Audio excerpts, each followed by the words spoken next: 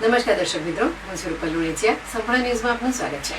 પ્રધાનમંત્રી નરેન્દ્ર મોદી આજે બનાસકાંઠાના ડીસામાં જંગી ચૂંટણી સભાને સંબોધીને કોંગ્રેસ ઉપર આકરા પ્રહારો કરી પાટણ અને બનાસકાંઠાના લોકસભાના ઉમેદવારોને જંગી બહુમતીથી વિજેતા બનાવવા માટે અપીલ કરી હતી.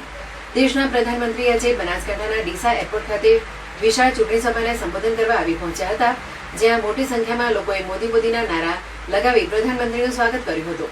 સભા સ્થળે ગુજરાત પ્રદેશ અધ્યક્ષ સી.આર. પાટીલ તેમજ પાટણ અને બનાસકાંઠાના લોકસભાના ભાજપના ઉમેદવારો સહિત મોટી સંખ્યામાં ભાજપના નેતાઓ અને કાર્યકર્તાઓ સહિત 1 લાખ જેટલા લોકો ઉમટી પડ્યા હતા.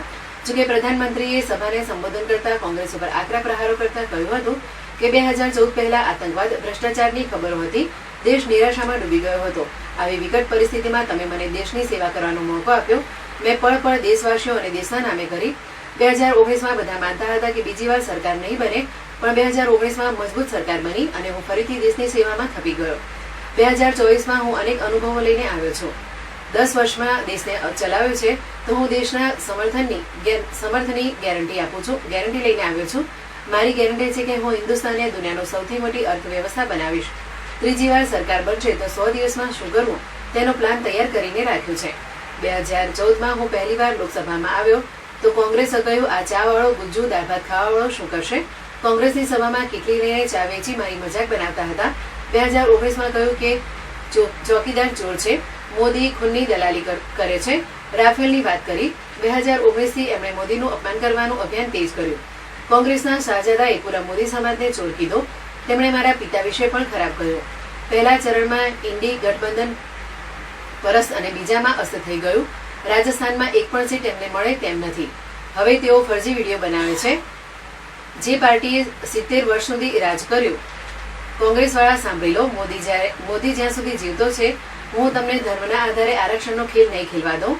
ધર્મના આધારે ઉપર એ મુસલમાનોને આરક્ષણ આપવા માંગે છે. આ દેશમાં જે કાળી મજૂરી કરીને ટેક્સ આપતા હોય તેમને હું લૂંટાવા નહીં દઉં. ખરા કોંગ્રેસવાળાએ જાહેર કર્યું કે હું જે બચાવ્યું હોય તે તમારા સંતાનોને નહીં આપી શકો. તેમનું અડધાથી વધારે 55% સરકાર લઈ લેશે. તેઓ તેમની સરકાર બનશે તો કાયદો લાવશે, એવું તેમના મેનિફેસ્ટોમાં કહ્યું છે. કોંગ્રેસથી તમે ચેતતા રહેજો. બનાસકાંઠામાં નહાવા માટે પાણી ન હતું, હવે દાડમની ખેતી થાય છે અને બટાકામાં તો ક્યાંય આગળ નીકળી ગયા છે.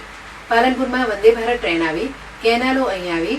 ગમે તેટલી ગરમી હોય, વધુ મતદાન થવું જોઈએ, જૂના રેકોર્ડ તૂટવા જોઈએ. તમે પાટણ અને બનાસકાંઠાના ઉમેદવારોને જીતાડીને દિલ્હી મૂકજો.